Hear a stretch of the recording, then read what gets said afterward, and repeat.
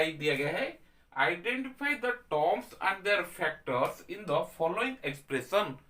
ये एक्सप्रेशन दिया गया है, ये आपको शो करना है कि terms and factors by the tree diagram.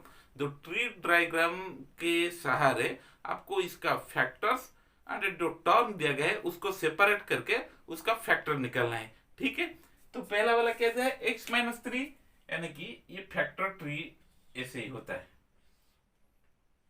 पहला होगा x, दूसरा वाला है -3। ध्यान दीजिए यहाँ पर हम थोड़ा अगर सिंप्लीफाई कर देंगे तो ये हो जाएगा आपका x प्लस ऑफ -3, यानी कि ये सेपरेशन प्लस सिंबल से हुआ है।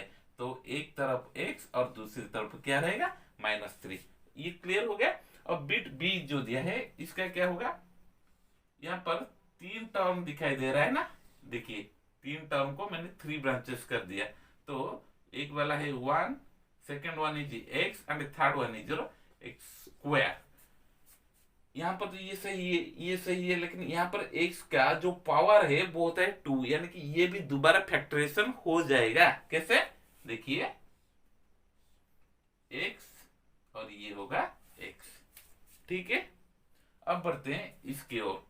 यहाँ पर क्या दिया गया है, y और एक है -y3। ठीक है, ये के टर्म और दूसरा वाला है -y3। और ये भी अभी तक नहीं आपका जो फैक्टराइजेशन मेथड में रहा है, तो इसको फिर दोबारा कन्वर्सन कर देना। आप यहाँ पर -1 ले सकते हैं, y और एक है y।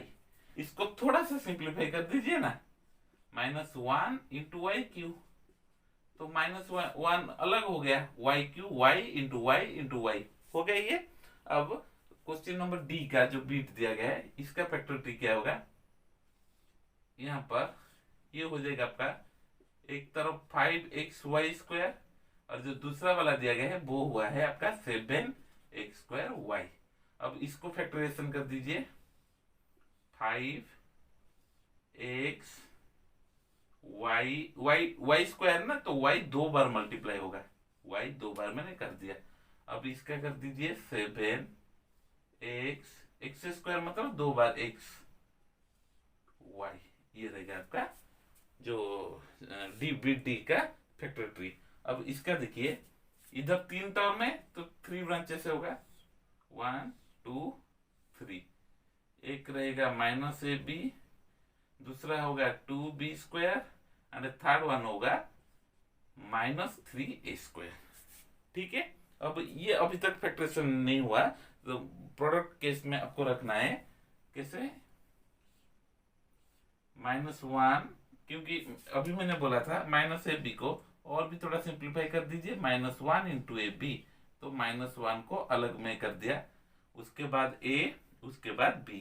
अब 2b² भी इस तरह लिखा जाएगा, 2b, इसका -3² का क्या होगा, -3 इंटू a, ये अलग और ये अलग।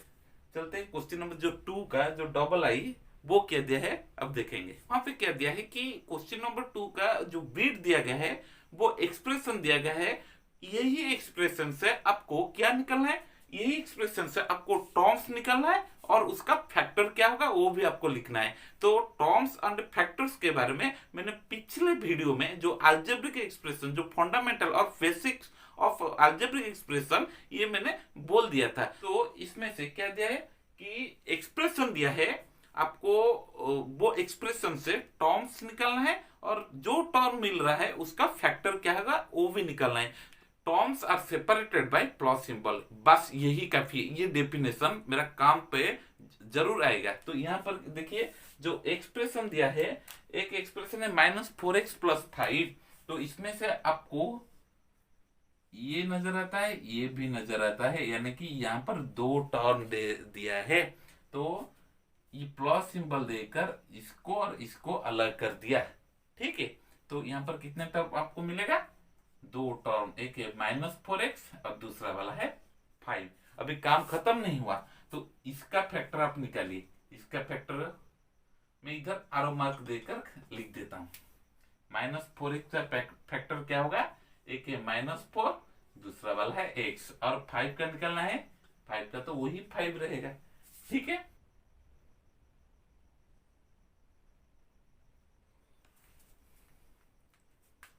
तो जो दो टर्म्स है, एक है -4x और सेकंड वाला जो होता है ये होता है आपका 5y, कॉमा देकर उसको सेपरेट मैंने यहाँ पर लिख दिया। एक है -4x और सेकंड वाली जो +5y, तो इसका अब फैक्टर कर दीजिए। -4x का फैक्टर क्या हो जाएगा, -4 और एक है x, और 5y का फैक्टर क्या होगा, एक है 5 और दूसरा वाला है y। अब क्वेश्चन नंबर सी में क्या दिया गया है, वो भी वही सेम तरीका, क्या करेंगे, इधर दो टर्म दिया गया है, एक है 5y, दूसरा वाला है 3y², यानी कि 5y का फैक्टर आप अब यहां पर लिख दीजिए, एक है 5y और 3y² का होगा 3y। ऐसा गलती मत करना कि 3 एंड y² लिखना, क्योंकि y² अभी तक फैक्टराइजेशन नहीं हुआ है। तो y² को अगर हम सिंप्लीफाई करेंगे तो क्या होगा, y इंटू वाई। तो ये यहां पर मैंने क्या किया कि 3 तो अलग रहेगा 3y, जैसे कि 3y² आप लिख सकते हैं ना, 3 इंटू वाई, जैसे भी कि x² = x इंटू x, ये हो गया उसका फैक्टराइजेशन। ठीक है, अब क्वेश्चन नंबर बी का क्या दिया, इधर भी वही टू टर्म्स आ दिया, एक होता है आपका xy and second one is your 2x² y², ये हो गया आपका दो टर्म। तो इसका फैक्टर निकालिए, एक है x, दूसरा वाला है y, इसका फैक्टर निकालिए 2, हाँ x² मतलब x, y² मतलब y, ठीक है। अब हो गया उसका फैक्टर्स। अब इसका ई का, एक है पी क्यू और दूसरा वाला है क्यू, तो पी क्यू का फैक्टर वही सेम फॉर्मूला, पी और एक क्यू, क्यू का क्या होगा, वही क्यू होगा। ठीक है, ये क्वेश्चन नंबर 2 का ई तक दिया है, और एफ जी एच आगे देखेंगे। एफ में कितना टर्म पाया जाता है, इधर ये एक टर्म है, ये एक टर्म है, ये एक टर्म है। क्यों ये एक टर्म है, क्योंकि ये माइनस, यानी कि इसको अगर हम थोड़ा सिंप्लीफाई कर देंगे तो ये क्या हो जाएगा, देखिए 1.2 AB प्लस ऑफ, मैंने जैसे कि मैंने बोला था कि the terms are separated by plus symbol, तो प्लस सिंबल मैंने यहाँ पर दे दिया हूं। उसके बाद ये भी लिख सकता हूं -2.4B प्लस 3.6A। आज पर द रूल हमने क्या किया, प्लस सिंबल देकर अलग कर दिया, तो ये एक मिल गया, second one this one and third one ये हो गया। तो इधर कितना टर्म पाया जाता है, 3 टर्म्स, एक है 1.2 AB एक टर्म, दूसरा वाला है -2.4B and third one is 3.6A। Terms मिल गया। चलिए फटाफट उसका फैक्टर्स निकालिए। इसका फैक्टर क्या होगा, मैंने 1.2 AB का इधर ही लिख लेता हूँ, 1.2 एक फैक्टर है, A एक फैक्टर है और B एक, इसका क्या होगा, -2.4 एक फैक्टर है और B एक फैक्टर है, क्योंकि इधर B ही एक ही वेरिएबल है। यहाँ पर 3.6 एक फैक्टर है और A भी एक फैक्टर है। ठीक है, अब इसका G का बारी, G में कितना टर्म पाया जाता है, 2 टर्म, देखिए। ठीक है, अब यहाँ पर मैं एरो मार्क देके ये एक टर्म लिख दूंगा और उसके आगे क्या करूंगा, 1/4 भी एक टर्म है, तो इसका फैक्टर निकालिए। इसका फैक्टर क्या होगा, 3/4, एक है x और 1/4 का वही 1/4 रहेगा, क्योंकि वो कांस्टेंट है, वो ही सेम रहेगा। तो यहाँ पर h का जो क्वेश्चन दिया गया है, यहाँ पर भी वही दो टर्म, एक है 0.15² और दूसरा वाला है 0.2 q², 0.1 p², 0.2 q²। अब इसका फैक्टर क्या होगा, 0.1 p, yes you are right, 0.2 q हो गया। ये क्वेश्चन नंबर 2 का आई और बीटीआई भी समाधान हो गया। अब क्वेश्चन नंबर 3 का क्वेश्चन क्या दिया है, अब देखते हैं वो क्वेश्चन नंबर 3। तो ये नंबर 3 का जो क्वेश्चन दिया है, आइए देखते हैं वो क्वेश्चन में क्या दिया गया है। इसमें दिया कि identify the numerical coefficient terms other than constant. तो आपके सामने एक्सप्रेशन एक होगा, यही एक्सप्रेशन से आप टर्म खुद निकालोगे। पहले मैं हर बार सभी को ये बोल के आता हूं कि प्लीज आप क्वेश्चन को पहले समझिए, उसके बाद समाधान का रास्ता तो वो खुद पे खुद चला आएगा। अगर आपका जो क्वेश्चन का जो तरीका, समझने का तरीका अगर सही रहेगा तो ऑटोमेटिक उसका समाधान क्या होगा ये आपके जहन में आ जाएगा। तो देखिए इधर आपका एक्सप्रेशन दे दिया है, इस एक्सप्रेशन में आपको क्या करना है, वही टर्म निकालना है जिनका कोई कांस्टेंट नहीं, जिसका कोई कांस्टेंट नहीं है। यानी कि कांस्टेंट क्या होता है, 5 6 7 8 9 -1 -2 1/2 1/3, ये सब कांस्टेंट है।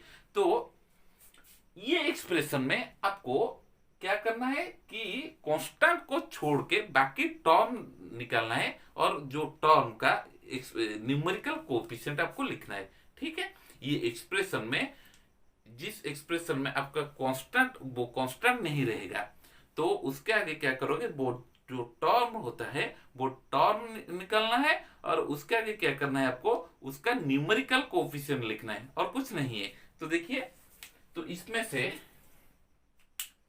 ये क्वेश्चन से 5 - 3t² दिया है ना, तो इसमें से 5 एक कांस्टेंट है, 5 मतलब 5, ये तो पता है। तो ये बिल्कुल नहीं होगा आपका जो टर्म का जो मतलब वेरिएबल के केस में। तो अगर हम किसी को लेंगे तो वो क्या होगा, -3t²। ठीक है, इधर आप लिख दीजिए टर्म्स, ये नहीं ले जा सकते, ये टर्म होगा पर यहाँ पर हम जो क्वेश्चन के डिमांड थी, जो क्वेश्चन का मांग था, इस हिसाब से हम 5 को नहीं लेंगे क्योंकि वो इंस्ट्रक्शन साफ लिख दिया है कि कांस्टेंट को छोड़ के अब बाकी टर्म को लेना है। तो इधर 5 है टर्म, तो इसको हम हरगिज नहीं लेंगे। लेंगे तो किसको लेंगे, -3t² को। उसके आगे वही 3t -3t² का जो न्यूमेरिकल वैल्यू कोएफिशिएंट होता है, ये होता है -3। तो न्यूमेरिकल कोएफिशिएंट इधर एक हेडिंग में कर देता हूं, न्यूमेरिकल कोएफिशिएंट। न्यूमेरिकल कोएफिशिएंट क्या होगा बच्चों, -3। ये अब क्वेश्चन नंबर आई का समाधान हो गया। अब यहाँ पर देखिए, यहाँ पर क्या हुआ, 1 + t, ये तो हरगिज नहीं जाएगा क्योंकि ये कांस्टेंट है। तो जाएगा, एक जाएगा t, दूसरा वाला जाएगा t², तीसरा वाला जाएगा tq। ठीक है, ये इस क्वेश्चन का ट्रैक है। तो यहाँ पर 3 टर्म जो दिखाई दे रहा है उसका न्यूमेरिकल वैल्यू आपको फाइंड करना है। तो t का कोएफिशिएंट, न्यूमेरिकल कोएफिशिएंट कुछ नहीं, मतलब क्या है, 1 × t, 1 × t², 1 × tq। आप किसी को ऐसे कुछ भी नंबर आप ले लो जिसको आप 1 के साथ मल्टीप्लाई करने के बाद वो आप पढ़े होंगे कि मल्टीप्लिकेटिव आइडेंटिटी में आप पढ़े होंगे 5 × 1 = 5, 7 × 1, किसी को भी आप ले जाइए, आप उसको अगर 1 के साथ मल्टीप्लाई कर देंगे तो वो रिजल्ट वो वही आएगा। तो यहाँ पर 1 × t मतलब इसका जो न्यूमेरिकल वैल्यू कोएफिशिएंट वो क्या होगा, 1, इसका 1 और इसका भी 1। सही, सही है। अब देखते हैं इसकी ओर। यहाँ पर आपको कांस्टेंट दूर दूर तक नजर नहीं आ रहा है, तो यहाँ पर तीनों टर्म लिखना पड़ेगा। एक है x, दूसरा वाला है 2xy और तीसरा वाला है क्या है, 3y। मतलब मैंने इस एक्सप्रेशन में इंडिकेट करके लिख रहा हूं। तो x 2xy 3y, इसका कोएफिशिएंट क्या होगा, कुछ नहीं, मतलब 1 × x, 1 लिखना। न्यूमेरिकल कोएफिशिएंट क्या होगा, 1 होगा। इसका न्यूमेरिकल कोएफिशिएंट 2 होगा और इसका न्यूमेरिकल कोएफिशिएंट 3 होगा। क्लियर। अब देखते हैं इसका क्या होगा, सेम एज यूजुअल 100m और दूसरा टर्म है 1000n।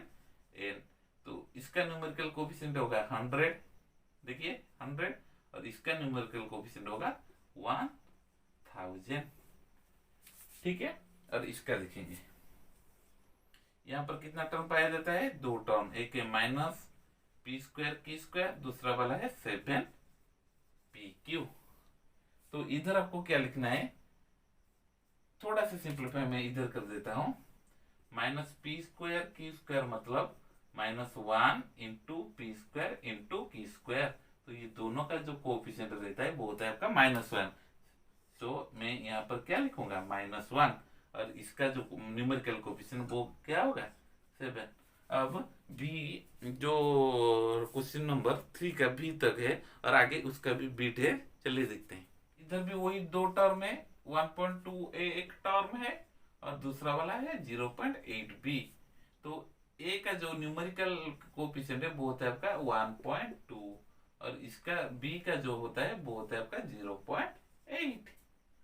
अब इसका देखिए 3.14 स्क्वायर, हाँ इधर कितने टर्म पाया जाता है, इधर एक ही टर्म, क्योंकि 3.14 ए स्क्वायर मतलब 3.14 इंटू ए स्क्वायर। मैंने कभी भी आपके सामने नहीं बोला हूं कि जो टर्म वो सेपरेट इंटू सिंबल देकर वो सेपरेट होंगे, ये हरगिज नहीं होगा। अगर प्लस या फिर माइनस भी सिंबल रहेगा तो वो सेपरेट हो सकते हैं, पर इंटू डिवीजन के केस में कभी वो सेपरेट नहीं होंगे। तो इस हिसाब से ये होगा आपका मोनोमेल, यानी कि एक ही टर्म है। तो 3.14 स्क्वायर है,